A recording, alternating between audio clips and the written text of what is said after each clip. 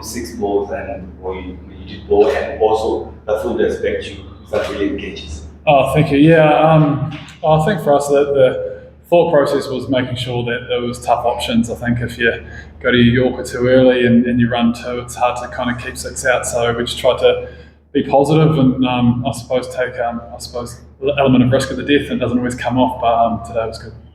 Did any of the losing the final after winning 4 games play in your mind? I mean, that game ebbed and flowed. At one point, you were on top, and then the next thing, South Africa were on top. I mean, that thing will play in your mind where you guys wanted to play the perfect tournament going on all the games you played. Yeah, I suppose it's not getting too carried away with the end result. I think it's just about trying to win moments of cricket, and in T20 cricket, the ebbs and flows happen quite fast, and it doesn't take much to turn a game around. And I think it showed it was a really good wicket to bat on early on, but can get a little bit tougher at the back end. So for us, it was about how do we take wickets, and if we do that, we can put the South Africans under a little bit of pressure. But obviously, some really strong batting up top. Asked, I suppose, a few of us in the middle to take some brave options, and they paid off. Take us through the feeling of having 100% win rate, and yourself also having one of the best overs, dead volume overs I've seen in a while, and also being the player of the series. That the whole experience coming to Zim, what did you expect, and did you get what you expected?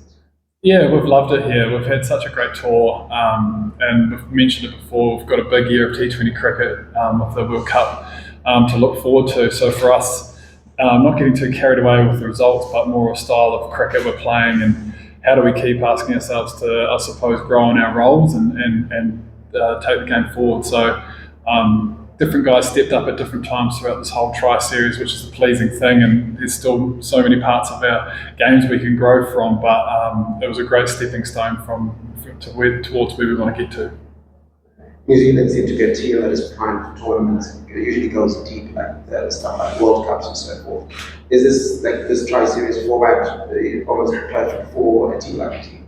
It's great having tri series. Obviously, we don't play too many of them, but to come here today and have a final is great. You want to play cricket against great sides and under pressure. That's why we play the game. And today was one of those games. It was different to all the games we played here. It was a really strong surface, which provided a high-scoring game. Obviously, 180 was probably the highest through the tri-series. So to come down to the wire was exciting, and for us, just building on what we've been talking about our roles, and just I suppose we've got a big group as well. A lot of guys have stepped up at different times, which is the pleasing thing. And the crowd out there looked like they were more sympathetic, if not supporting you. Yeah, it was actually quite good in the corner. I felt like we had a little bit of support for a little bit. I don't know how long that lasted, but no, it's awesome. It's great to come here to Zimbabwe. Obviously, so passionate about their cricket as well. And every game we've played, there's been good turnouts. And I'd say that probably a little bit louder when you've got Zimbabwe and you've got the bands playing and you can't really hear yourself think. So it's great. But yeah, it's been a really enjoyable tour so far. And for the guys that go home tomorrow, I know they thoroughly enjoyed it. First of all, for Rob, as head coach, what has he done that I think that is sort of like seamlessly gotten you guys playing like that? Yeah, he's been great. Obviously, coming in to this group, I think the way that he's gone about building relationships with players and getting around the group, and he's just slotted in so well, and he's brought new things to the group as well. And I think with any coach there'll be change, and it's been so seamless, and really enjoyed having him on board. If we're talking about that final over, I guess, can you tell us best catch? What were you thinking at that moment? Did you think it?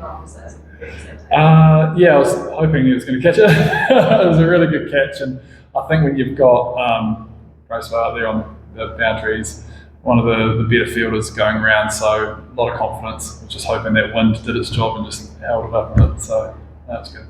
And how were your nerves out there in that final over? Yeah, obviously with not too many to defend, I probably made it a little bit clearer in terms of having to probably take a few more risks and making sure that it either was a dot ball or a wicket pretty well much. So just making sure I was nice and clear at the top of the mark and executing what I wanted to do, and thankfully executed the plans nicely, and the catches stuck, so that was good. Now we move into the test matches. What are the group's movements over the next couple of days?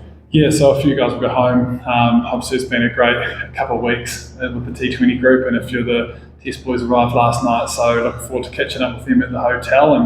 And it's a quick turnaround, so get ready to get that red ball in hand, and I know the guys are really excited. And going back to the final, I know it's the most talked about thing in town at the moment. Great catch, obviously, for I think Brent's going out. Next ball, difficult chance goes down. Yep. At that point, you're thinking, oh no.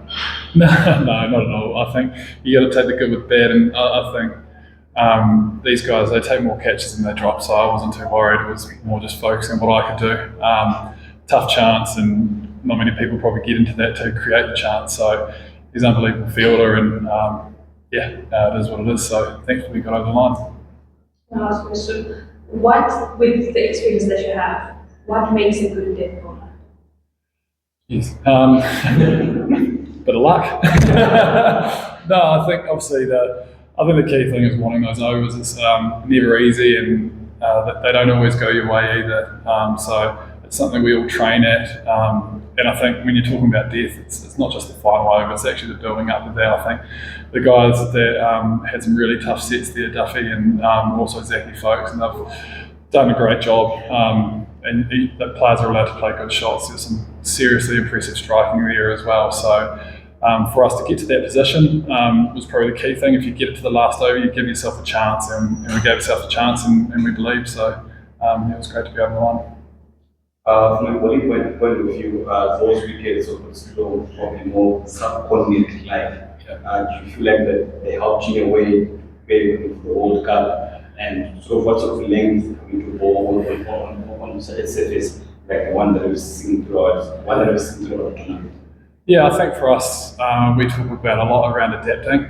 Sometimes you don't know what you're necessarily going to get, and it's how do you make your decisions out there and make sure you're on the right track as well. So each wicket was slightly different here and asked for different skill sets. So like you said, I think when you go into the subcontinent, you've got to problem solve, and you've got to problem solve quickly. So for us, I think we were able to do that, not just with the ball, but I think even with the bat. We've seen some knocks from the guys where the ball probably wasn't necessarily coming on as they wanted, so they've had to adapt and to be able to get to a total that was just above par on most occasions. So the way that our batters have been able to do that has shown some real class, and it's been great. Thanks, guys.